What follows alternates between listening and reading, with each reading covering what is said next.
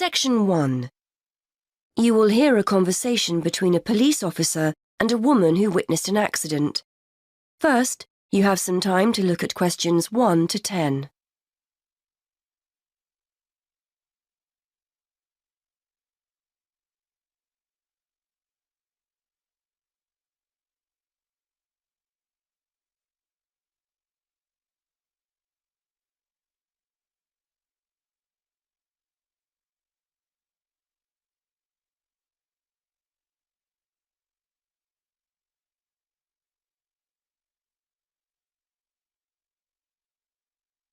You will see that there is an example that has been done for you. On this occasion only, the conversation relating to this will be played first. Hello, madam. I understand you witnessed the accident. Have you got a few minutes to tell me what you saw? Yes, no problem. I don't have to be back at work for a while, so I'm pleased to help. Did you actually see what happened? Yes. I was standing over there, near the bus stop. I was on my way to get something for lunch and just happened to be looking at a shop across the road. That's when I saw the red car come out from the junction over there. The woman was getting something to eat for lunch, so the answer is for lunch. Now we shall begin. You should answer the questions as you listen, because you will not hear the recording a second time. Listen carefully and answer questions 1 to 10. Hello, madam. I understand you witnessed the accident. Have you got a few minutes to tell me what you saw? Yes, no problem. I don't have to be back at work for a while, so I'm pleased to help. Did you actually see what happened? Yes. I was standing over there, near the bus stop. I was on my way to get something for lunch and just happened to be looking at a shop across the road. That's when I saw the red car come out from the junction over there. You don't happen to know what time it occurred, do you? Well, I left work for my lunch break at 1, and it's only about 10 minutes walk away, the office, I mean.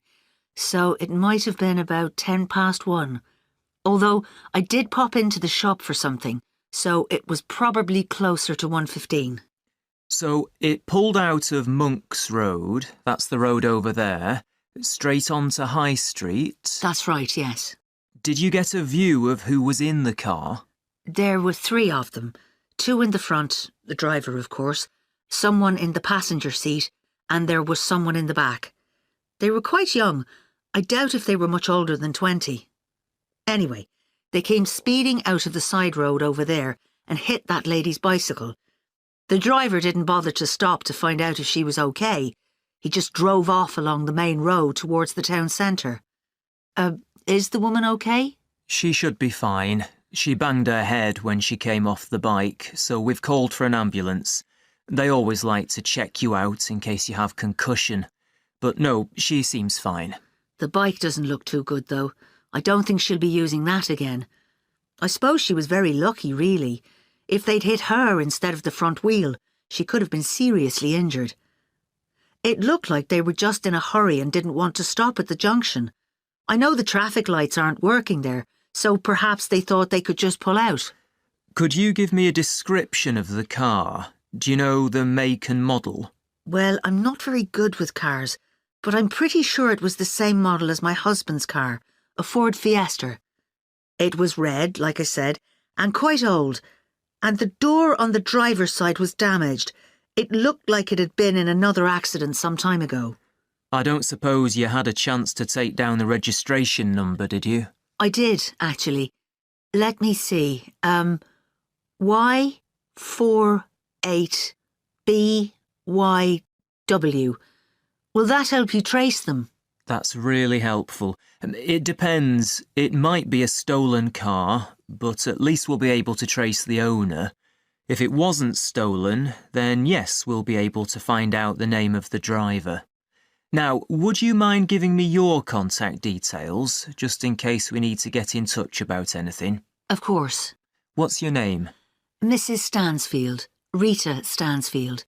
That's STANSFIELD.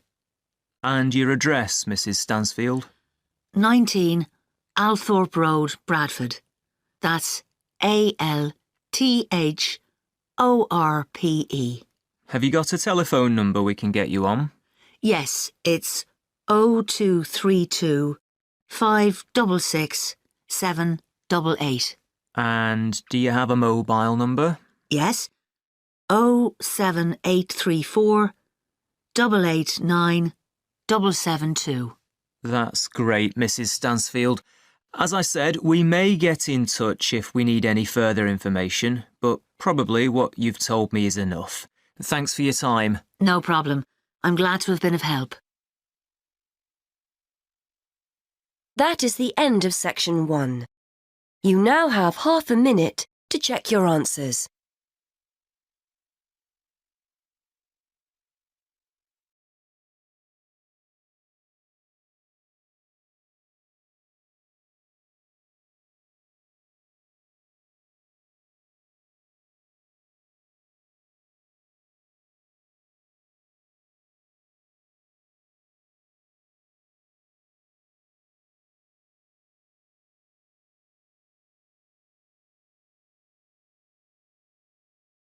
Now turn to Section 2.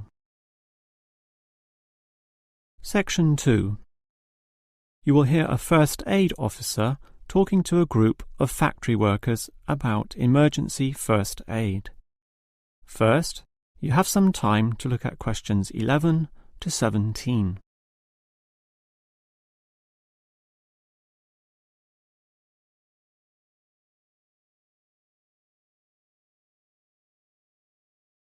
Now listen carefully and answer questions 11 to 17. Hello everyone. Now you know why I'm here. You all work in a factory, and in this environment there always remains a significant possibility of accidents happening, in which case first aid will be necessary. What is first aid? It is the provision of emergency on-site care when an injury occurs, and it is essential for everyone to know, if only simply, the steps which must be followed. There are, of course, minor injuries which may happen, not needing further medical care beyond the intervention of the first aider, but you can never be sure, thus the following steps must always be followed. These can be abbreviated to the words Dr. ABC, in other words, DRABC. The D stands for danger, and that's the first issue to keep in mind. When an accident happens, immediately ascertain that the environment is safe. That, for example, nothing else will fall or break or cause accidents. If you, the first aider, are also injured, the problem is even worse. The R stands for respond. You must then ascertain the best response. Once all the danger has been eliminated and the distress calls sent out, the appropriate action is, obviously, to help the injured party. All right, that leads to A, which stands for airway. In order to stay alive, all people need to have an open airway to allow breathing. A conscious person will automatically clear their own airway. But if unconscious, this may not happen. The brain is stopped or hindered from properly directing the body, and, obviously, in the worst case, death can result. For this reason, the injured person is normally put into the recovery position. Placed on the side, tilting the head back and ensuring that there are no blockages in the mouth. To free any such blockages, the back can be slapped or the chest compressed, allowing anything to be spat out. Now that the airway is free, check for B, or breathing. If breathing is not happening or is irregular, the first aider may have to assist with what is technically known as cardiopulmonary resuscitation, or more commonly, CPR. This involves breathing for the patient through mouth-to-mouth contact, while periodically massaging the heart through compressions to the chest. This combination allows blood and oxygen to flow around the body, keeping the patient alive, hopefully until medics, such as doctors, advanced first aiders, or ambulance staff arrive. Before you hear the rest of the talk, you have some time to look at questions 18 to 20.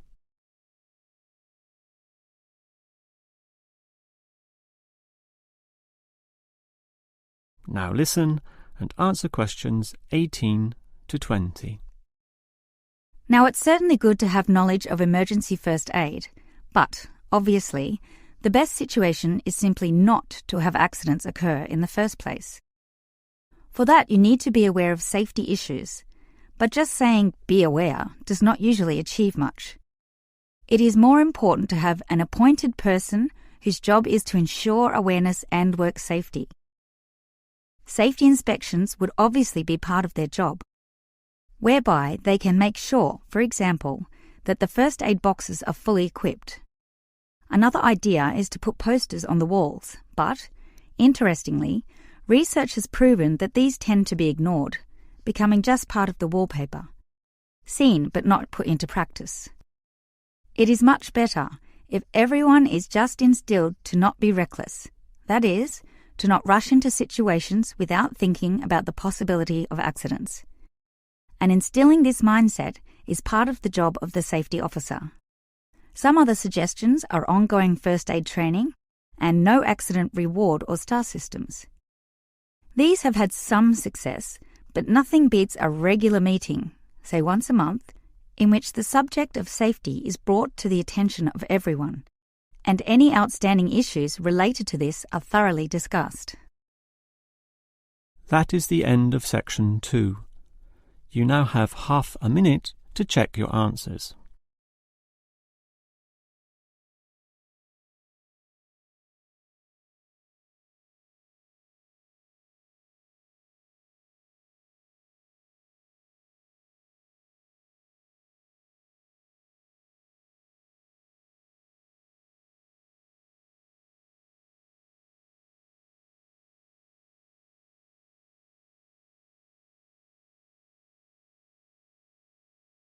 Now turn to section 3.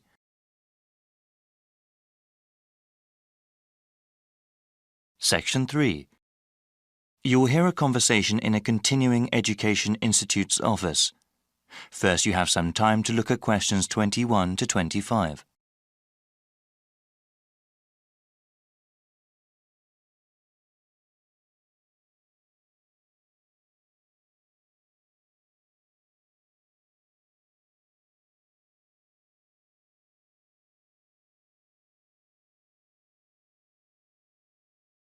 Now listen carefully and answer questions 21 to 25.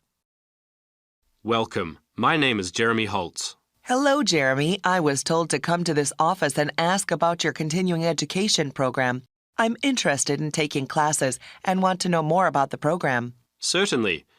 We have several different programs depending on your education goals and on what you are doing now. For example, we have continuing education programs for those who want to finish a degree or start a new one, and we also have a program for working adults. Well, I'm working part-time now and I'm interested in completing a degree in business administration. I am working at a hospital, you see, but I want to change my job, either work in hospital management or have my own business. Okay, that sounds great. Many students in our program want to advance in their current careers or even change them. What kind of degree do you have now? I am a registered nurse with a 2-year degree. Great. First, we have to figure out where you want to take classes. We have satellite campuses all over the region. The ones at the city centre are accessible by public transportation but offer fewer course times. A car is the best way to attend classes at our satellite campuses in the suburbs, but they have more classrooms and therefore more courses.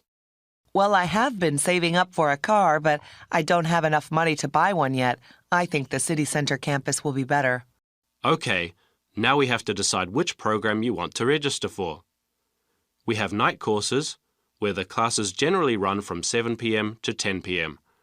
Classes during these hours are usually once a week. There are also courses during the day that might work for you, depending on your work schedule. Well, like I said, I'm working part-time and unfortunately I work during the evenings. You see, I'm living at my parents' house right now. My father is quite ill, actually, and since my mother works normal hours, I take care of him during the day and my mom takes care of him in the evening when I work. The city center campus doesn't offer classes during the weekends? No, the suburban one does, but unfortunately, there are no classes during that time at the city centre campus. You know, maybe the online courses will be better for you. Do you have access to the internet? Yes, I have a computer at home. That might be the best way for you then. It's still a new program. We're still working out the bugs, but it will allow you to work part-time, take care of your father, and take classes. The completion of your degree will probably take longer, however. Before you hear the rest of the conversation, you have some time to look at questions 26 to 30.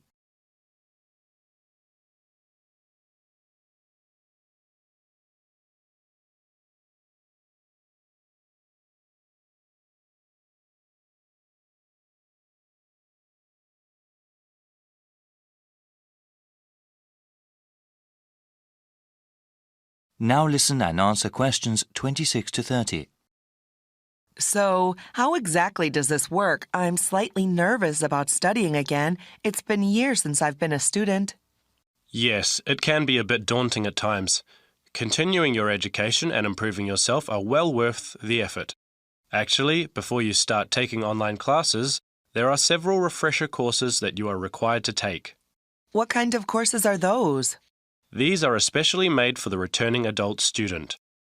We understand that education is just one of a number of priorities for those that take classes with us. The refresher courses teach you how to manage time and juggle between different areas in your life. Techniques like writing down your daily schedule and ways to avoid procrastinating are talked about. Also, there is one course that reviews basic study skills, like the most efficient way to read the course text, as well as basic academic writing. I think that would be really helpful for me. I enjoyed studying when I was going to school, but I definitely need some tips on how to manage my classes along with the rest of my life. Many students I've seen are in a similar position. They have to balance both their work and family life with their education. It's not easy, but it is very rewarding for the ones that finish their education all the way through. Okay, so how do I register for the classes? You need to go online to do that. I will give you a brochure with the appropriate web address. You can choose which course modules to take online. You can go through them as time allows. There is even a place to keep track of progress towards your degree. All right, can I ask then about the cost of the online courses? They are cheaper than classes at either campus, of course. Online, you'll see a number of different ways to pay. You can pay up front for each course module you take, or pay over a number of months. The latter method of payment will probably be better for me. Are the textbooks and other course materials expensive? No, not at all, actually. With all online courses, the relevant materials are included free of charge. They are available to download after you register. That sounds great. Thank you so much. No problem. My contact information is also in the brochure. That is the end of section 3. You now have half a minute to check your answers.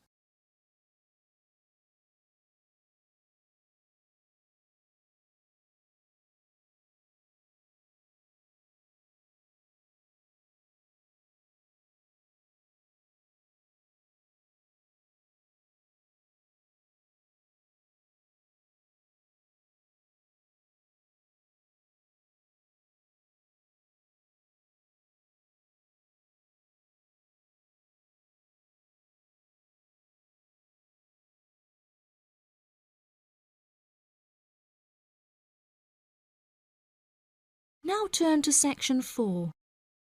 Section 4. You will hear a talk on the history of football in Great Britain in the 19th century. First, you have some time to look at questions 31 to 40.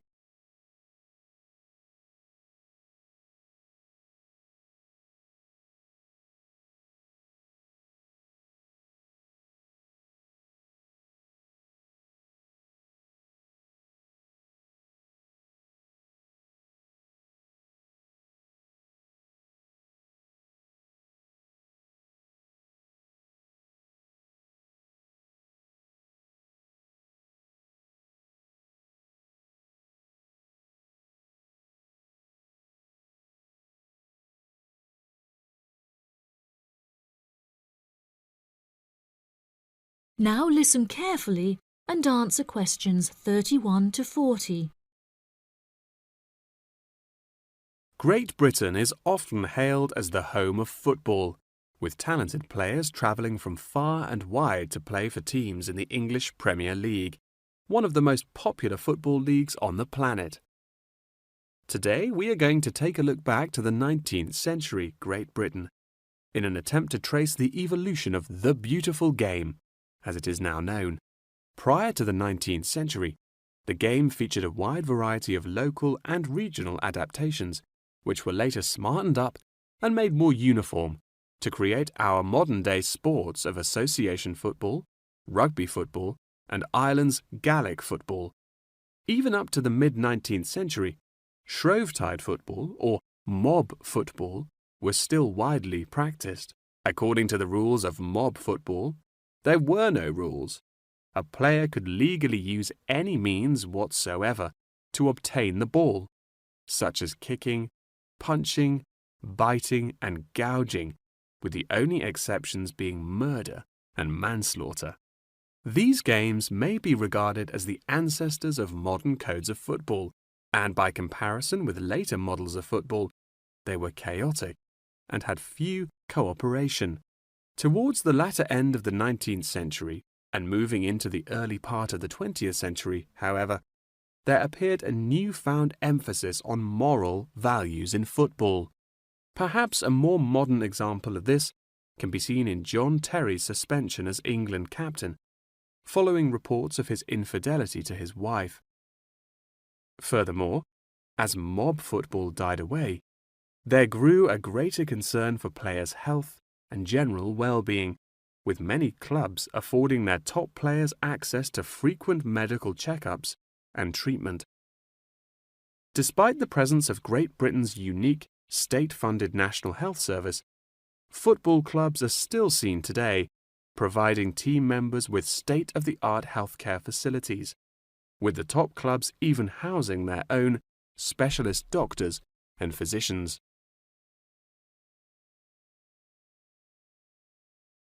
Today, football is a key feature of school children's day-to-day education, particularly for boys. With the help of football associations, all schools in the UK are boasting their own football teams.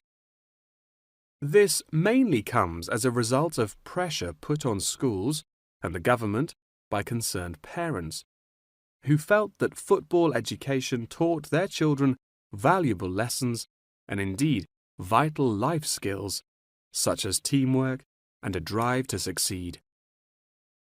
Nowadays, many of the UK's top football clubs provide training facilities and outreach programs in an attempt to educate the nation's aspiring youths. As I previously mentioned, it was only during the 19th century that football in its uniform concept truly began to emerge, with footballers previously playing according to their own versions of the rules. However, it was not until the early 20th century that different players actually began to play according to these standardized rules. Prior to the 19th century, football was played by all the major English public schools, including the likes of Eton College, Winchester College, and Harrow. In 1848, there was a meeting at Cambridge University in an attempt to lay down the laws of football. Present at the meeting were representatives of each of these major public schools, whom each brought a copy of the rules enforced by their own individual school's rules of football. The result of the meeting was what is now known as the Cambridge Rules, thereby uniting the rules from across the country into one simple document. However, the Cambridge Rules were not liked by all, and a new set of rules, Thring's Rules, compounded in the book The Simplest Game, became commonplace among dissenters. Across the country, improvements in infrastructure and public transport had a knock-on effect of dramatically increasing attendance to football games. Football quickly became a social event where spectators would meet friends, drink tea, and chat about the good old days. As football became more and more popular, it was decided that more money should be invested in maintaining the quality of pitches, amongst other things, and there was even talk of installing seating for spectators. However, the question of who was to foot the bill quickly became a divisive issue, with many believing that the government should fund football's development as a national sport. But in the end, the onus fell upon Britain's local and regional football clubs for the funding and development of the Football Association. They became responsible for the upkeep of football grounds, began to pay their best players a small salary, and organised competitions against other local and regional teams. And there began England's Football Association, or the FA, as we know it in its current form, the governing body of football in England. As the FA continued to grow and accumulate greater wealth, it was able to attract more and more talented young men from across the country, before finally accepting professional talent in the early 20th century. Today, football is played at a professional level all over the world. Millions of people regularly go to football stadiums to follow their favourite teams, while billions more watch the game on television or on the internet. That is the end of section 4. You now have half a minute to check your answers.